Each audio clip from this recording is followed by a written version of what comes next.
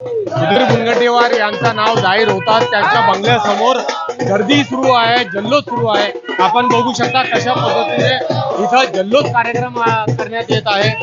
महिला आहे, पुरुष आहे, कार्यकर्ता आहे, जल्लोष कार्यक्रम इथं सुरू आहे। यासोबत आपल्यासोबत या बोलण्यासाठी माजी महापौर राहुल पावडे आहेत, त्यांना आपण विचारूया। राहुल पावडे त्यांना आपण विचारूया, मुनगंटीवार यांना उमेदवारी जाहीर झाली आहे, काय आज लोकसभेसाठी भारतीय जनता पार्टीच्या वतीने आमचे लोकनेते सुधीरभाऊ मुनगंटीवारजी यांना आज तिकीट जाहीर झाली।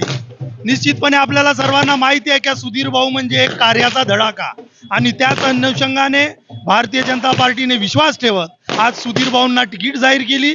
निश्चितपणे गोरगरिबाची सेवा हाच संकल्प घेऊन आदरणीय सुधीरभाऊ हे गेल्या 30 ते 35 वर्षात भारतीय जनता पार्टीचा एक कार्यकर्ता म्हणून काम करते आहे। आज लोकसभेच्या संधीच्या स्वरूपात लोकसभेत सुद्धा या चंद्रपूरचा ते बुलंद आवाज करतील असा आम्हाला ठाम विश्वास आहे। आज तुम्ही अनेक वर्षापासून तुम्ही बीजेपीचे कार्यकर्ता आहे, पहिल्यांदा सुधीर मुनगंटीवार यांना तिकीट मिळाली आहे लोकसभेत, काय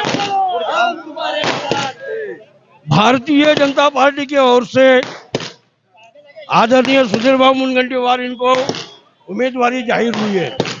निश्चित रूप से महाराष्ट्र की एक बुलंद आवाज दिल्ली के संसद में गूंजेगी। निश्चित रूप से और विकास कार्यों में बढ़ोतरी होगी और अच्छा विकास चंद्रपुर का ही नहीं पूरे महाराष्ट्र का सुधीर भाऊ मुनगंटीवार के माध्यम से ये पूरे महाराष्ट्र का विकास हुआ ऐसा मुझे विश्वास है। नक्कीच आपण बघितलं की सुधीरभाऊ मुनगंटीवार यांच्या रूपाने देशात महाराष्ट्रासारखा देशातही विकास होणार असं या कार्यकर्त्यांचं म्हणणं आहे। अनवर शेख, जय महाराष्ट्र न्यूज, चंद्रपूर।